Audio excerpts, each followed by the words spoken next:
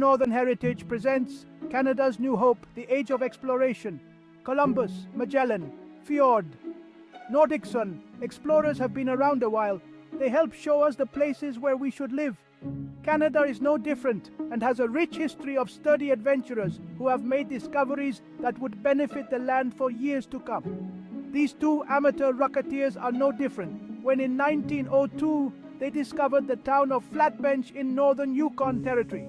This, along with a dearth of other travel records, sealed the fate of the partnership of Tanque and Pennier as one of Canada's and the world's most celebrated teams. Jean Tanque was born in snowy Changat, New Brunswick, to a 17-year-old mother of 10 and an alcoholic father who raised saplings on the family's crud farm. Tanque passed his homeschool days kicking sticks and playing shoe hockey on a neighbor's roof. Yearning for a life of excitement, on his 13th birthday, he departed for Spanchet, Manitoba. There, he met a like-minded boy named Fleur Pennier. Fleur had just run away from his home because of the constant batterings from his maple syrup-addicted father. Together, Tanque and Pennier constructed a log cabin which would become their base of operations for their common interests of investigatory geography and explorational studies. The two made a pact to become the world's most famous explorers. With the financial backing of stepdad and sports team owner Jacques Pentamous, their dream could play out and their explorations forge ahead. Soon, there would be no Canadian stone left unturned. Early expeditions. The gold of El Dorado held sway over Tanque and Pennier. For years they planned on getting their hands on it, but chose instead the lost city of Boulogne in nearby Nova Scotia. Said to be the motherlode of tin, Boulogne was erased from maps out of shame for being home of the biggest mint factory disaster in history.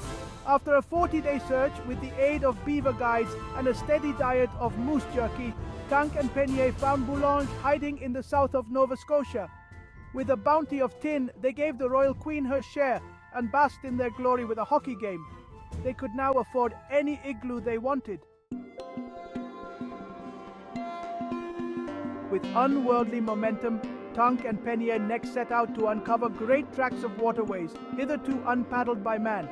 They operated their dowsing rods, then mounted their snow dogs and rowed to Lake Dugash. They climbed a board canoe with a barrel each of liquor from the Battle of 1812. They only rowed at night, and Pennier had taken to writing poetry to his sister as Tanque pulled both boats. In the boat, I am so wet as your eyes when you cry for me. Their efforts would prove fruitful, however, with the discovery of the Sudi people, a race of thieves who lived under the lake itself and whose genetic testing would benefit the human genome greatly. The discovery resulted in a huge cash boon for Tanque and Pennier. That, along with free and abundant socialized medicine, made them very comfortable.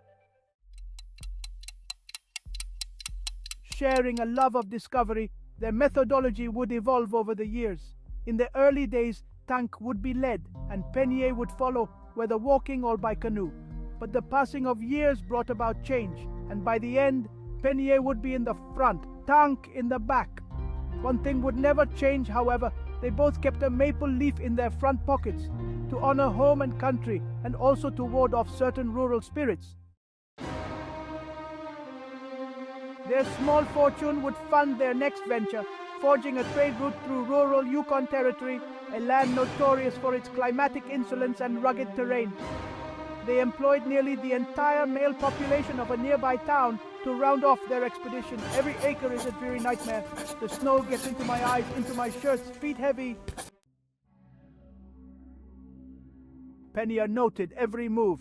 Traveled 3 kilometers last night until we were attacked by a school of jump trout, impeding our route across river. 8 days later, yet another blunder. Herd of yak barring mountain pass, taking opportunity to regroup.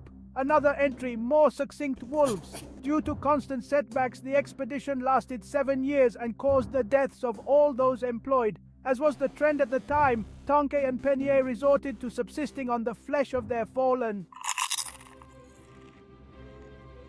This would give them the spirit to forge ahead, unearthing one of Canada's best-kept secrets, Flatbench, an area abundant with flora as is the fauna, with a dust mine to boot. One of Canada's crowning jewels, practically bursting with maple syrup and a key spot in agriculture and military.